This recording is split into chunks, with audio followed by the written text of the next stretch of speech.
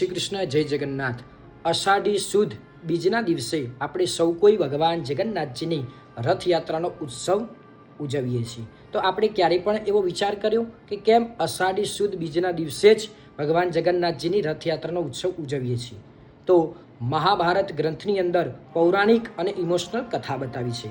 તો એકવાર દ્વારકામાં શ્રી કૃષ્ણ ભગવાનના બહેન સુભદ્રાજીને ઈચ્છા થઈ કે મારે દ્વારકાની અંદર નગર યાત્રા કરવી છે।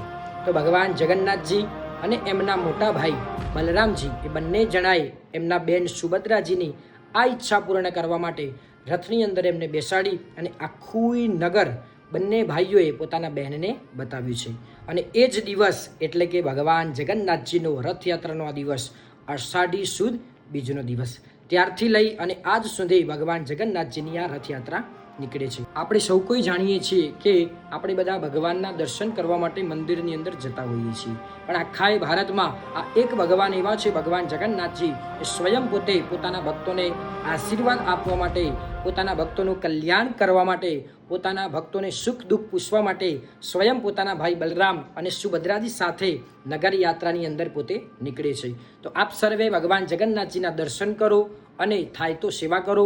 નમો ભગવતે વાસુદેવાય આ મંત્રોને દિવસે જાપ કરજો। વિડીયોને વધુને વધુ શેર કરજો, લાઈક કરજો, કોમેન્ટમાં જય જગન્નાથ તો અવશ્ય લખજો।